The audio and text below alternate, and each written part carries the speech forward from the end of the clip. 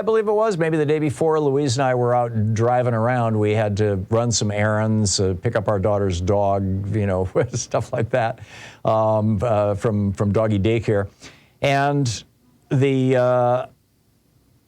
were driving past a gas station, and I've got an electric plug-in hybrid, and so once every, I don't know, typically once or twice a year I have to buy gas, and I was getting kind of low on gas because the dog's place is way out there, and it uses up all my electricity plus a little bit of gas.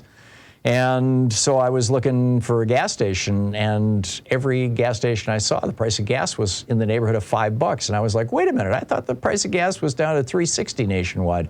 Maybe this is just, Vancouver, Washington State, which is where we were. But then, I get home and I read this story that the price of oil is down. It's still down. The oil prices are depressed.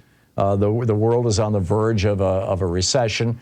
China is having a crisis with their, with their COVID stuff going on.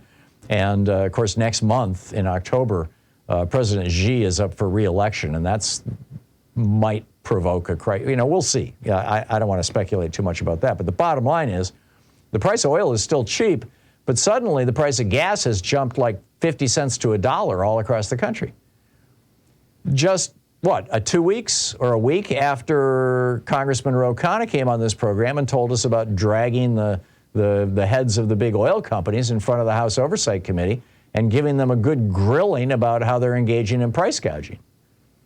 And I'm wondering if these oil executives, after getting their asses kicked in Congress, looked around and said, it doesn't look like anybody really paid attention to this. I mean, yeah, the members of Congress, laid out chapter and verse of how we're ripping off the American people and we're taking the profits and laughing all the way to the bank and laughing at those, those sucker Republicans who are, putting the, I did this Biden stickers on gas pumps and things. They're just playing, right into our hands, blaming it on Biden instead of blaming it on us when we're the ones who are screwing the American people.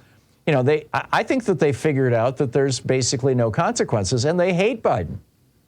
I mean, He's cutting back on oil leases. He's talking about, making the country green, de-fossil fuelizing our transportation and housing sectors. California just passed a law, no more natural gas in new homes. I mean, this is spreading across the country, and I think these fossil fuel executives said, okay, how can we screw the Democrats?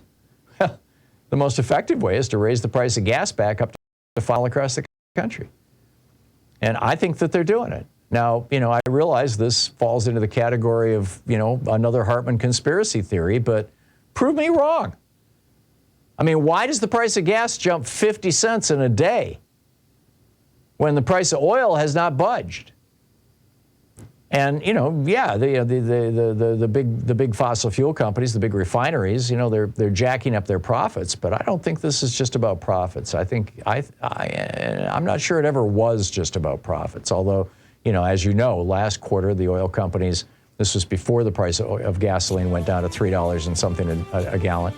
The big oil companies had their most profitable quarter literally in the history of the industry going all the way back to John D. Rockefeller. They had their most profitable quarter. I think this is going to be their second most. What say you?